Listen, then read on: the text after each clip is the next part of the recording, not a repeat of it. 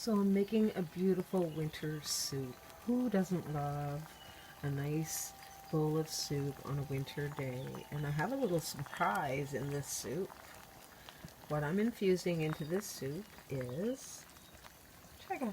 There's a piece of chaga mushroom right there. So what I do is I cut all my stuff up, put it in my pot for my soup, and then I add a chunk of chaga.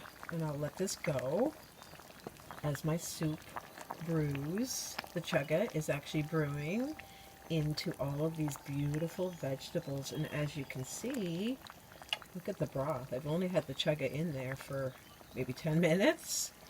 And look at the broth now. It's gorgeous. So make sure you do a chunk, guys, so then you can take it out after. Because you don't want to do all little pieces or anything like that. Just do a nice big chunk. It's not even big. It's the size of the top of that spoon. Throw it in there and infuse all that melanin and melatonin and all that goodness into your either soup or stews. I cook with chaga all the time.